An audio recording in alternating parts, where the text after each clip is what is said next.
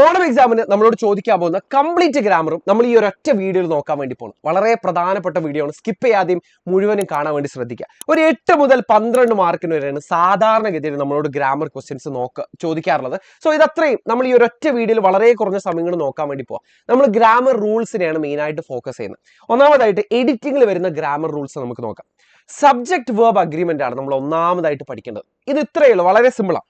ഈ I U they we അല്ലെങ്കിൽ plural ആയ സബ്ജക്റ്റുകൾ വരുന്ന സമയത്ത് നമ്മൾ അതിന്റെ കൂടെ കൊടുക്കേണ്ട വെർബ് എന്ന് പറയുന്നത് അത് ബേസ് ഫോമിലായിരിക്കണം. എന്താ ബേസ് ഫോം എന്ന് പറയുന്നത്? V1, അതായത് അതിന്റെ കൂടെ വേറെ ഒന്നും ആഡ് ചെയ്യരുത്. വാക്ക്, റൺ, ജംപ് അല്ലെങ്കിൽ സ്വിം എന്നൊക്കെ പറയുന്നതാണ് ബേസ് ഫോം എന്ന് പറയുന്നത്. ഇനി അതിന് പകരമായിട്ട് നമുക്ക് ഹി, ഷീ, ഇറ്റ്, ദാറ്റ് അല്ലെങ്കിൽ സിംഗുലർ ആയ സബ്ജക്റ്റുകളാണ് കിട്ടുന്നുണ്ടെങ്കിൽ അതിന്റെ കൂടെ അല്ലേ നമ്മൾ ബേസ് ഫോം മാത്രം ആഡ് ചെയ്താൽ പോരാ, അവിടെ ഒരു എസ് കൂടെ ആഡ് ചെയ്ത് വരും. വാക്സ്, റൺസ്, സ്വിംസ് അല്ലെങ്കിൽ പാസസ് എന്നൊക്കെ അവിടെ ഒരു എസ് കൂടെ ആഡ് ചെയ്ത് വരും എന്നുള്ളത് നിങ്ങൾ മനസ്സിലാക്കാം. ഇപ്പൊ for example I likes to watch cricket എന്ന് നമ്മൾ പറഞ്ഞുകൂടാ. ഇവിടെ അയ്യോ ദേവി വന്നതുകൊണ്ട് ഐ ലൈക്ക് എന്ന് മതി, ബേസ് ഫോം മതി. ഹി ലൈക്ക് എന്ന് പറഞ്ഞാൽ പോരാ, ഇവിടെ he likes to watch cricket എന്നുള്ളത് വരണം. ഇനി വേറൊരു കാര്യം ശ്രദ്ധിക്കുക. ഡു നമ്മൾ യൂസ് ചെയ്യുന്നത് പ്ലൂരലിന്റെ കൂടെയാണ്. Do you have A girl friend അല്ലെ, യുടെ കൂടെയാണ് നമ്മൾ ഡു യൂസ് ചെയ്തത്. ഡസ് നമ്മൾ യൂസ് ചെയ്യുന്നത് സിംഗുലറിന്റെ കൂടെയാണ്. Does it make sense? It കണ്ടോ, ഇറ്റിന്റെ കൂടെയാണ്. ഇറ്റ് നമ്മൾ സിംഗുലറിന്റെ കൂട്ടത്തിലാണ് പെടുത്തുന്നത്. പിന്നെ ഡിഡ് യൂസ് ചെയ്യുന്നതോ, ഡിഡ് നമ്മൾ യൂസ് ചെയ്യുന്നത് പാസ്റ്റ് ടെൻസിന്റെ കൂടെയാണ്. Did you do your homework എന്നുള്ള നമ്മൾ പറയില്ല, നീ നിന്റെ ഹോംവർക്ക് ചെയ്തായിരുന്നോ എന്ന് പറയുന്ന സമയത്ത് പാസ്റ്റ് ടെൻസിലാണ് നമ്മൾ പറയുന്നത്. ഇനി വില്ലും വുഡ് നമ്മൾ ഫ്യൂച്ചറിനെ കാണിക്കാൻ തന്നെയാണ് പറയുന്നത്, പക്ഷെ അതിന്റെ ശേഷം നമ്മൾ യൂസ് ചെയ്യേണ്ട വെർബ് അത് V1 വെർബിന്റെ ഫസ്റ്റ് ഫോമിലായിരിക്കണം. വിൽ യു മാരി മീ എന്ന് പറയുന്ന സമയത്ത് മാരി എന്ന് പറയുന്നത് വെർബിന്റെ ഫസ്റ്റ് ഫോമിലാണ് ഉള്ളത് കേട്ടോ. ഇനി ഹാസ് നമ്മൾ യൂസ് ചെയ്യുന്നത് സിംഗുലറിന്റെ കൂടെയാണ്. ഒറ്റൊന്നുണ്ടാവുമ്പോൾ നമ്മൾ അവിടെ ഹാസ് ആണ് യൂസ് ചെയ്യുന്നത്. ഹാവ് നമ്മൾ യൂസ് ചെയ്യുന്നത് പ്ലൂരലിന്റെ കൂടെയാണ്. ഹാഡ് നമ്മൾ യൂസ് ചെയ്യുന്നത് പാസ്റ്റ് ടെൻസിലാണ് നമ്മൾ ഹാഡ് നമ്മൾ യൂസ് ചെയ്യുന്നത്. ഇത്രയും കാര്യങ്ങൾ ബേസിക്കലി റൂളായിട്ട് മനസ്സിലാക്കുക. ഇനി അടുത്തതായിട്ട് നമ്മൾ തെറ്റിക്കുന്ന വേറൊരു സാധനമായിരിക്കും ടെൻസസ് എന്ന് പറയുന്നത് കേട്ടോ. സോ ടെൻസസിൽ സിമ്പിൾ ആയിട്ട് നിങ്ങൾ ഒരു പാസേജ് കിട്ടുന്ന സമയത്ത്, നമുക്ക് എഡിറ്റ് ചെയ്യാനുള്ള പാസേജ് കിട്ടുന്ന സമയത്ത് അത് സിമ്പിൾ പ്രസന്റിലാണോ സിമ്പിൾ പാസ്റ്റിലാണോ പോകുന്നത് എന്നുള്ളത് ശ്രദ്ധിക്കുക. ഇപ്പൊ for example he bias A car last month എന്ന് പറയുമ്പോൾ ലാസ്റ്റ് മന്ത് കഴിഞ്ഞ കാര്യമല്ലേ, കഴിഞ്ഞ കാലമല്ലേ, അത് സിമ്പിൾ പാസ്റ്റിലാണ് പോകുന്നത്.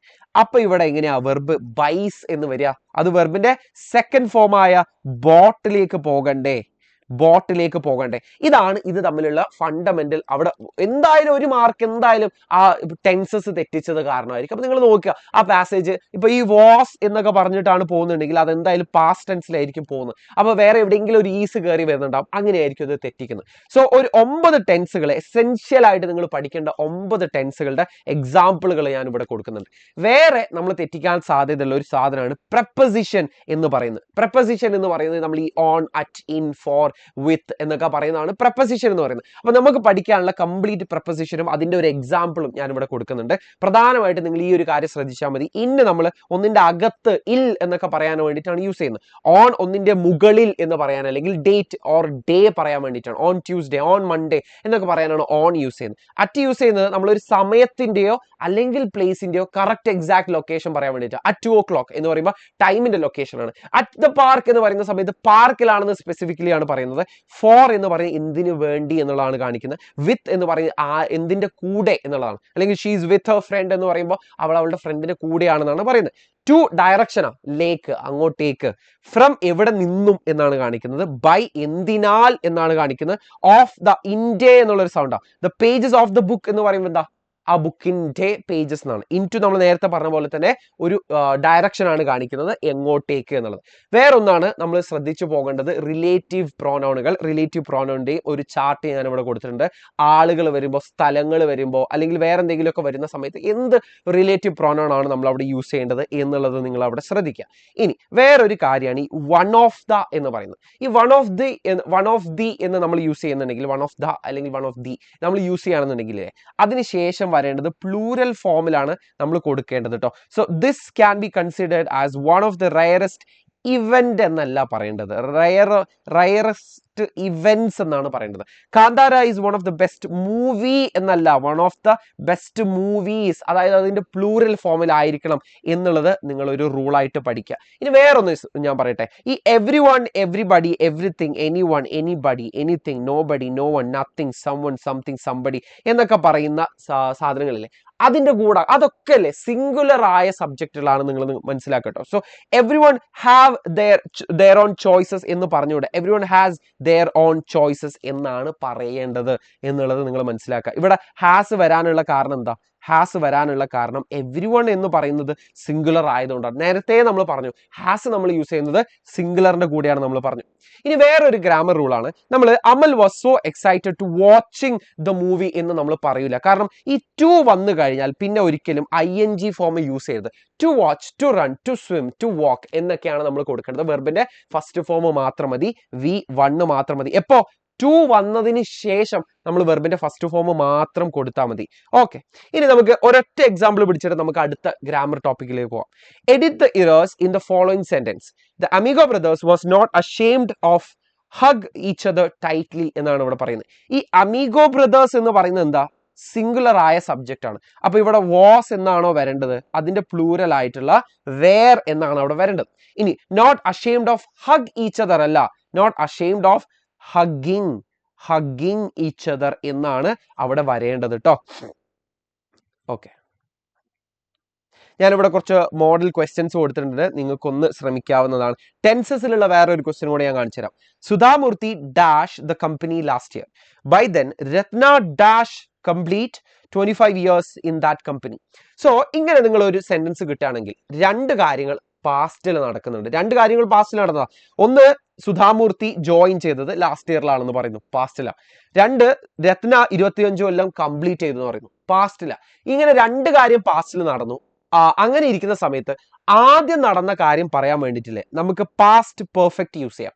പാസ്റ്റ് പെർഫെക്റ്റ് യൂസ് ചെയ്യാൻ നമ്മൾ കൊടുക്കുന്നതാണ് ഹാഡ് പ്ലസ് V3 എന്ന് പറയുന്നത്. ഇനി ആദ്യം നടന്ന കാര്യം പറഞ്ഞു, ഇനി രണ്ടാമത് നടന്ന കാര്യം പറയാൻ വേണ്ടിയിട്ട് നമുക്ക് എന്ത് യൂസ് ചെയ്യാം? സിമ്പിൾ പാസ്റ്റ് കൊടുത്താൽ മതി. അതായത് ജസ്റ്റ് വെർബിനെ സെക്കൻഡ് ഫോമിലേക്ക് ഇട്ടാൽ മതി. ഇപ്പൊ ഇവിടെ സുധാമൂർത്തി ജോയിൻ ചെയ്തതാണ് രണ്ടാമത് നടന്ന കാര്യം, അപ്പൊ ഇവിടെ ജോയിൻഡ് എന്ന് കൊടുത്താൽ മതി. പക്ഷെ ഇവിടെയോ രത്ന ഡാഷ് കംപ്ലീറ്റഡ്, പക്ഷെ ഇവിടെ ഒന്നാമത് നടന്ന കാര്യമാണ്, അപ്പൊ ഹാഡ് പ്ലസ് V3 പറയണം. അപ്പൊ ഹാഡ് കംപ്ലീറ്റഡ് എന്നുള്ളതാവും, ഹാഡ് കംപ്ലീറ്റഡ് എന്നുള്ളതാവും. ഓക്കെ, ഇവിടെ ഹാഡ് കംപ്ലീറ്റഡ് എന്നുള്ളതാവും. Okay, moving on. Cohesive device ആണ് മറ്റൊരു പ്രോബബിൾ ചോദ്യം എന്ന് പറയുന്നത്. കൊഹിസീവ് ഡിവൈസുകൾ എന്ന് പറയുന്നതില്ലേ, ഒരു സെന്റൻസിന് വലിയൊരു സെന്റൻസ് നിങ്ങൾ മനസ്സിൽ കാണാം. ആ സെന്റൻസിന് രണ്ട് ഭാഗങ്ങളുണ്ട്. ആ രണ്ട് ഭാഗങ്ങളെ കൂട്ടിച്ചേർക്കാനാണ് നമ്മൾ കൊഹിസീവ് ഡിവൈസുകൾ യൂസ് ചെയ്യുന്നത്. ഫോർ എക്സാമ്പിൾ, ഇതിനൊരു 7 പാർട്ടുകളാക്കി ഞാൻ മാറ്റിയിട്ടുണ്ട്. ഓരോന്നും ഓരോ കാറ്റഗറിയിൽ വരുന്നതാണ്. ഒന്നാമത് നമ്മളൊരു കാരണം പറഞ്ഞുകൊണ്ട് ഒരു കൊഹിസീവ് ഡിവൈസ് ഉണ്ടാക്കുകയാണ്. For example, he was very strong since he use to take care of his health very well. അവൻ നല്ല ആരോഗ്യമുള്ള ഒരാളാണ്, ഒരു part. He use to take care of his health very well, അവൻ അവന്റെ ആരോഗ്യം നല്ലപോലെ സംരക്ഷിക്കാറുണ്ട്, അതിന്റെ B പാർട്ട്. ഇവിടെ സിൻസ് നമ്മൾ യൂസ് ചെയ്തതില്ലേ കാരണം എന്നുള്ള ഒരു അർത്ഥത്തിലാണ്. അപ്പൊ അവൻ നല്ല സ്ട്രോങ് ആണ്, കാരണം അവന്റെ ആരോഗ്യം നല്ലപോലെ സംരക്ഷിക്കാറുണ്ട്. സോ കാരണം പറയാൻ ഇങ്ങനെ because of, due to, since, as ഒക്കെ നമുക്ക് യൂസ് ചെയ്യാം.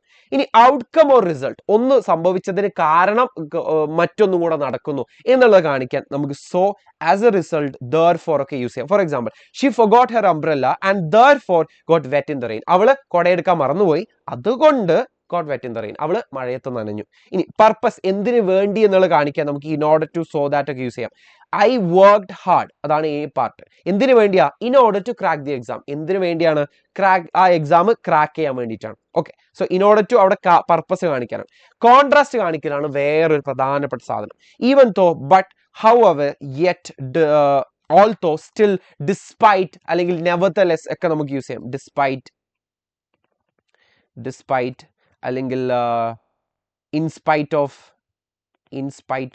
അല്ലെങ്കിൽ nevertheless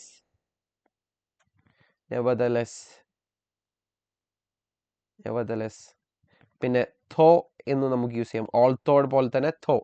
Okay, he loves playing soccer, however he doesn't enjoy watching it on TV. അവന് ഫുട്ബോൾ കളിക്കാൻ ഇഷ്ടമാണ്, പക്ഷേ however എന്നിരുന്നാലും, പക്ഷേ എന്നുള്ള ഒരു അർത്ഥത്തിലൊക്കെയാണ്. he doesn't enjoy watching it on TV. അവന് ടിവിയിൽ കാണാൻ വലിയ ഇഷ്ടമൊന്നുമില്ല.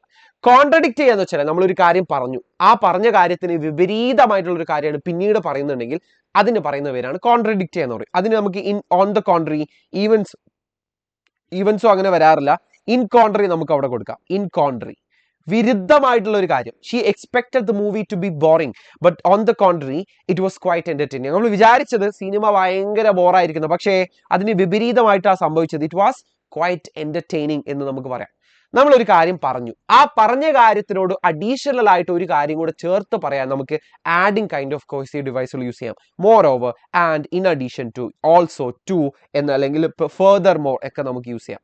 ഫെർദർ മോർ ഇതുകൊണ്ട് അർത്ഥമാക്കുന്നത് എന്താണെന്നറിയാം? അതിലുപരിയായിട്ട് എന്നാണ്. ഇപ്പൊ for example the weather was Sunny, പുറത്ത് നല്ല വെയിലൊക്കെ ഉള്ള സമയമാണ്.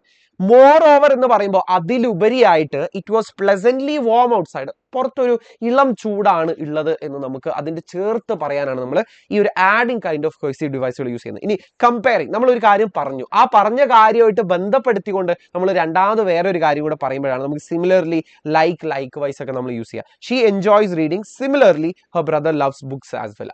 അവൾ വായിക്കും, ഇനി അവളുമായിട്ട് ബന്ധപ്പെടുത്തിയിട്ടാണ് പറയുന്നത്, അവളുടെ ബ്രദറും വായിക്കും, സിമിലർലി അതുപോലെ തന്നെ എന്നാണ് അവിടെ പറയുന്നത്. ഓക്കെ, നമുക്കൊരു ഒരൊറ്റ എക്സാമ്പിൾ പിടിക്കാം. Okay, sensual drugs are those that the body has no need for dash that give the user a strong sense of pleasure. Sensual drugs എന്ന് വെച്ചാൽ എന്താ? നമുക്ക് ആവശ്യമില്ലാത്ത, അതായത് നമുക്ക് സുഖത്തിന് വേണ്ടി മാത്രം ഉപയോഗിക്കുന്ന ലഹരി മരുന്നുകളാണ്. അത് ശരീരത്തിന് ഒരു ആവശ്യമില്ല. That gives user a strong sense of pleasure.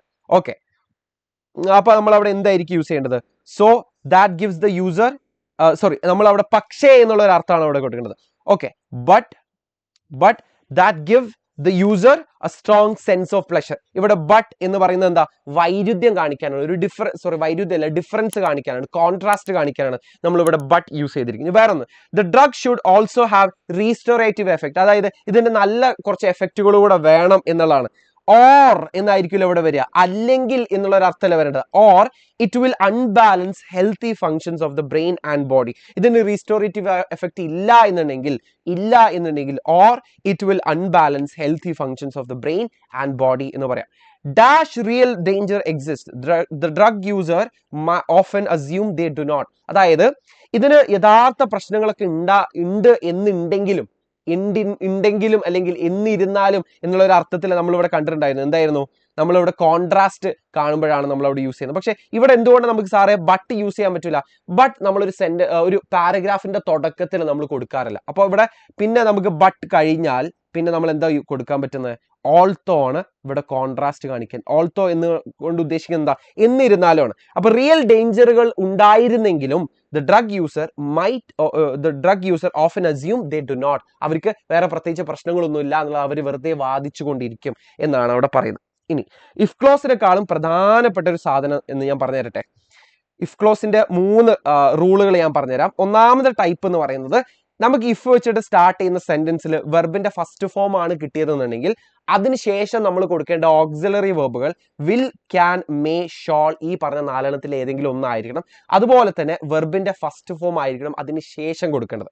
ഇനി ടൈപ്പ് നമ്പർ 2 എന്ന് പറയുന്നത്, നമ്മൾ ഇഫ് വെച്ചിട്ട് സ്റ്റാർട്ട് ചെയ്യുന്ന സെന്റൻസിൽ കോമക്ക് തൊട്ട് മുന്നേ ഉള്ള ശേഷം അവിടെ നമുക്ക് വെർബിന്റെ സെക്കൻഡ് ഫോം ആണെന്നെങ്കിൽ അവിടെ നമ്മൾ കൊടുക്കേണ്ട അതിന്റെ മെയിൻ ക്ലോസിൽ നമ്മൾ കൊടുക്കേണ്ട auxiliary verb would, could, might or should, അതിന്റെ കൂടെയും വരേണ്ട വെർബ് അത് അതിന്റെ ഫസ്റ്റ് ഫോം തന്നെ ആയിരിക്കണം. ഇനി ടൈപ്പ് നമ്പർ 3 എന്ന് പറയുന്നത്, നമുക്ക് കിട്ടിയിട്ടുള്ളത് ഇഫിന്റെ കൂടെയുള്ള സെന്റൻസിലെ ഹാഡ് പ്ലസ് V3 ഒക്കെ കിട്ടുകയാണെങ്കിൽ വുഡ്, കുഡ്, മൈറ്റ്, അതിന്റെ കൂടെ would have, could have, might have എന്നാണ് കേട്ടോ വരേണ്ടത്. വുഡ്, കുഡ്, മൈറ്റ് അല്ല. Would have, could have, should have, might have, അതിന്റെ കൂടെ നമ്മൾ വെർബിന്റെ തേർഡ് ഫോം ആണ് V3 ആണ് പറയേണ്ടത് എന്നുള്ളത് നിങ്ങൾ ഒന്ന് ശ്രദ്ധിക്കട്ടോ. ഫോർ എക്സാമ്പിൾ ഇവിടെ നിങ്ങൾ ശ്രദ്ധിച്ചോ, ഇവിടെ വുഡ് ഹാവ് എന്ന് ഓൾറെഡി വന്നിട്ടുണ്ട്. അപ്പൊ നമ്മളെ തേർഡ് ഫോമിൽ നമ്മൾ ഹാഡ് പ്ലസ് V3 ആ കൊടുക്കേണ്ടത്. അപ്പൊ ഇവിടെ എന്താവും? ഹാഡ് സ്റ്റോപ്ഡ് എന്നുള്ളതാവും. ഇവിടെ വേറെ ഒന്ന് ശ്രദ്ധിച്ചേ, ഇവിടെ സിറ്റുവേഷൻ കണ്ടിന്യൂസ് എന്ന് പറയുന്നത് എന്താ? കണ്ടിന്യൂസ് എന്ന് പറയുമ്പോൾ വെർബിന്റെ ഫസ്റ്റ് ഫോം എന്ന് പറയുമ്പോൾ ഇത് ടൈപ്പ് 1. അവിടെ നമ്മൾ ജസ്റ്റ് വില്ലോ ക്യാനോ ഒക്കെ യൂസ് ചെയ്താൽ മതി. അപ്പൊ ഇവിടെ വിൽ ലൂസ് എന്ന് പറഞ്ഞാലും ഉത്തരം ശരിയാണ്. ഓക്കെ, വേറൊന്നാണ് നമുക്ക് സജഷൻസ് കൊടുക്കാൻ അല്ലെങ്കിൽ അഡ്വൈസുകൾ കൊടുക്കാൻ. അതിലുള്ള പ്രോബബിൾ ആയിട്ടുള്ള ഒരു ക്വസ്റ്റ്യൻ ആയിരിക്കും ഹാഡ് ബെറ്റർ എന്ന് പറയുന്നത്. ഹാഡ് ബെറ്റർ എന്ന് വെച്ചാൽ ഇത്രയേ ഉള്ളൂ, ഹാഡ് ബെറ്റർ എന്ന് വെച്ചാൽ ഇത്രയേ ഉള്ളൂ, സിമ്പിൾ ആണ്. ഹാഡ് ബെറ്റർ എന്ന് വെച്ചാൽ നിനക്ക് ഇങ്ങനെ ചെയ്യുന്നതായിരിക്കും നല്ലത് എന്നാണ് നമ്മൾ അവിടെ പറയുന്നത്. നിനക്ക് ഇങ്ങനെ ചെയ്യുന്നതായിരിക്കും നല്ലത്, അങ്ങനെ ചെയ്യുന്നതായിരിക്കും നല്ലത് എന്നൊക്കെയാണ് ഹാഡ് ബെറ്റർ കൊണ്ട് ഉദ്ദേശിക്കുന്നത്. 3 കാര്യങ്ങൾ നിങ്ങൾ ശ്രദ്ധിച്ചാൽ മതി. ഹാഡ് ബെറ്റർ കഴിഞ്ഞതും നമ്മൾ എന്ത് കൊടുക്കണം എന്ന് അറിയോ? ഒരു വെർബിനെ കൊടുക്കണം. ആ വെർബ് അതിന്റെ ഫസ്റ്റ് ഫോമിലായിരിക്കണം, V1-ലായിരിക്കണം. ഇനി ഒരിക്കലും ഹാഡ് ബെറ്റർ കഴിഞ്ഞതിന് ശേഷം ടു യൂസ് ചെയ്യരുത്.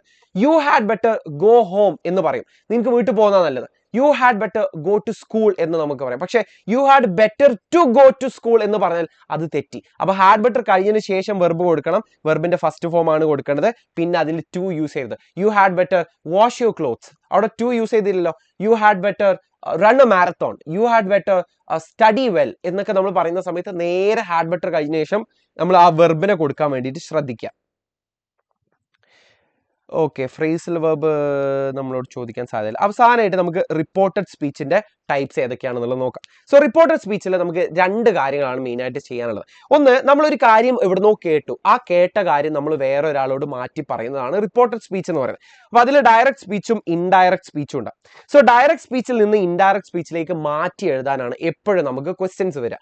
സോ ഡയറക്റ്റ് സ്പീച്ചിൽ നിന്ന് ഇൻഡയറക്റ്റ് സ്പീച്ചിലേക്ക് മാറ്റി എഴുതുന്ന സമയത്ത് 2 കാര്യങ്ങൾക്ക് മാറ്റം വരും. ഒന്ന് വേർഡ്സ് ആണ്, വാക്കുകൾക്ക് മാറ്റം വരും. 2 സെന്റൻസിന്റെ സ്ട്രക്ചറിനും മാറ്റം വരും. സോ ഈ മാറ്റം വരുന്ന വാക്കുകളുടെ ഒരു ലിസ്റ്റ് ഞാനിവിടെ കൊടുക്കുന്നുണ്ട്. നിങ്ങൾ ജസ്റ്റ് ഒന്ന് സ്ക്രീൻഷോട്ട് എടുക്കുക, അല്ലെങ്കിൽ ഇതിന്റെ നോട്ട് നിങ്ങൾ പോയി ഒന്ന് ഡൗൺലോഡ് ചെയ്യുക. ഓക്കെ, വെർബിന്റെ ഫസ്റ്റ് ഫോമിലുള്ളതൊക്കെ വെർബിന്റെ സെക്കൻഡ് ഫോമിലേക്ക് മാറും. അതുപോലെ തന്നെ വെർബിന്റെ സെക്കൻഡ് ഫോമിലുള്ളതെല്ലാം ഹാഡ് പ്ലസ് V3-ലേക്ക് മാറും. ഇതെല്ലായിടത്തും ഇതുപോലെ അല്ല വരുന്നത്, ഇതിന് കുറച്ച് എക്സെപ്ഷൻസ് ഉണ്ട്, അതുകൂടെ ഞാൻ പറഞ്ഞുതരാം. സോ നമ്മുടെ ടൈപ്പ് നമ്പർ 1 എന്ന് പറയുന്നതിലെ ക്വസ്റ്റ്യൻസ് ആണ്. നമുക്കൊരു WH ക്വസ്റ്റ്യനോ യെസ് ഓർ നോ ക്വസ്റ്റ്യൻസോ ഇതുപോലെ റിപ്പോർട്ട് ചെയ്യാൻ തന്നു കഴിഞ്ഞാൽ അതിനെ എങ്ങനെ നമുക്ക് റിപ്പോർട്ട് ചെയ്യാം എന്നതാണ് നമ്മൾ ആദ്യം നോക്കാൻ വേണ്ടി പോകുന്നത്. WH ക്വസ്റ്റ്യൻസ് എന്താ? W വെച്ചിട്ട് സ്റ്റാർട്ട് ചെയ്യുന്ന വേർ, വൈ, വെൻ, വേർ, അല്ലെങ്കിൽ how, how many, how far, how long എന്നൊക്കെ പറയുന്ന ടൈപ്പ് ഓഫ് ക്വസ്റ്റ്യൻ വേർഡ്സ് വരുന്ന ചോദ്യങ്ങളാണ് WH ക്വസ്റ്റ്യൻസ്. ഇനി അതല്ല ഓക്സിലറി വെർബ് വെച്ചിട്ട് സ്റ്റാർട്ട് ചെയ്യുന്ന ക്വസ്റ്റ്യൻസ് ആണെങ്കിൽ അതിനെ വിളിക്കുന്ന പേരാണ് യെസ് ഓർ നോ ക്വസ്റ്റ്യൻസ്. ആദ്യം WH ക്വസ്റ്റ്യൻ എങ്ങനെയാണ് റിപ്പോർട്ട് ചെയ്യേണ്ടത് എന്നുള്ളത് ഞാൻ കാണിച്ചു തരാം.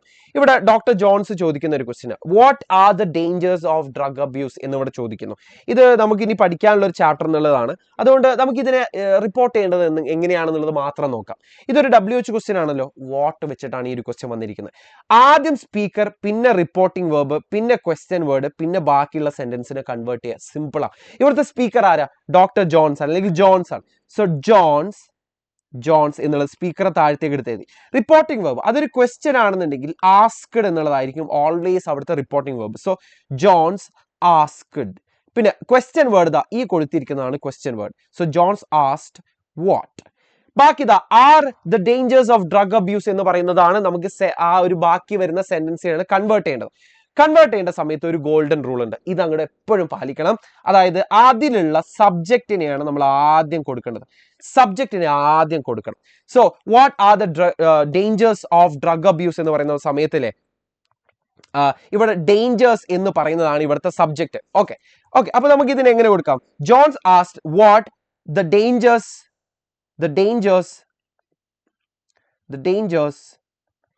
Of drug abuse.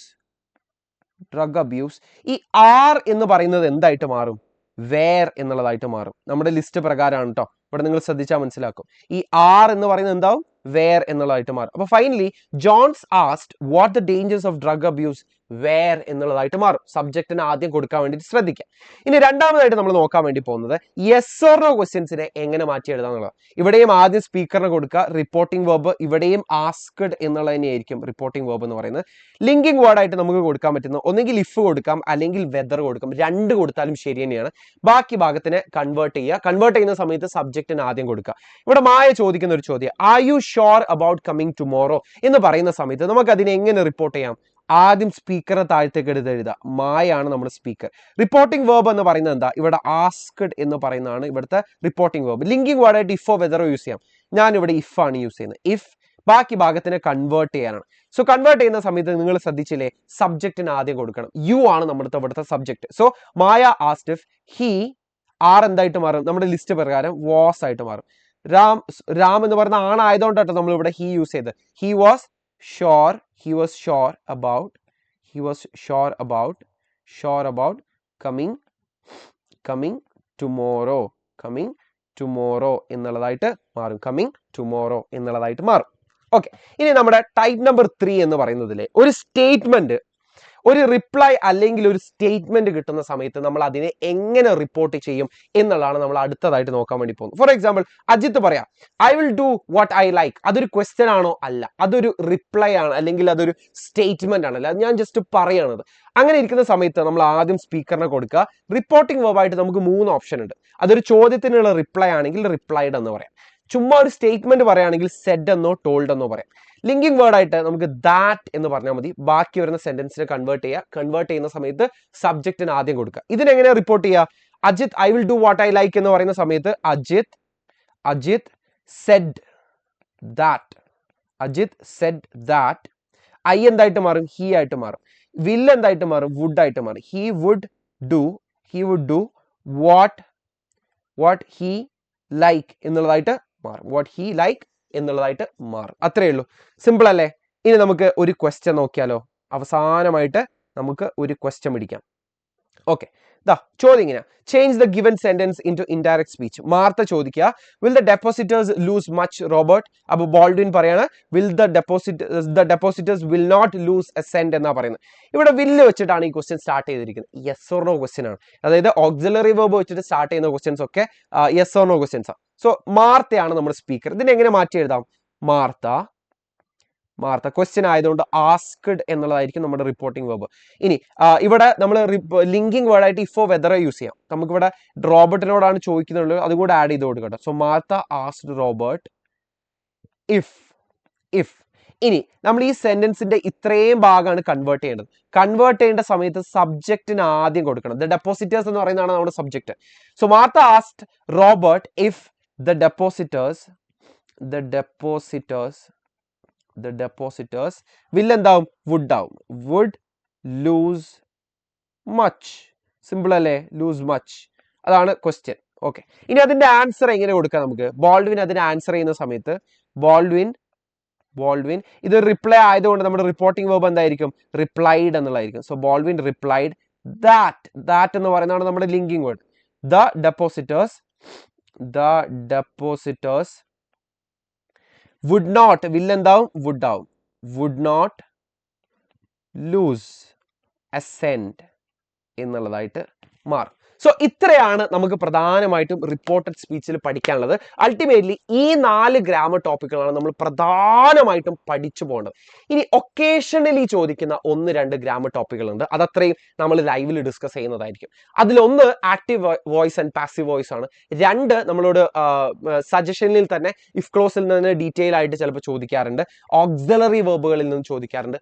ഫ്രേസൽ വേർബിൽ നിന്ന് ചോദിക്കാറുണ്ട്. 1, 2, 3 ഉള്ളൂ. അത് നമുക്ക് ഒക്കേഷണലി ചോദിക്കുന്നതാണ്. നമുക്കത് ലൈവിൽ വിശദമായിട്ട് ഡിസ്കസ് ചെയ്യാം. പക്ഷേ ഈ ഡിസ്കസ് ചെയ്തിട്ടുള്ള 4 ഗ്രാമർ ടോപ്പിക്കുകൾ നമുക്ക് പച്ചവെള്ളം പോലെ പഠിച്ചേ മതിയാവും.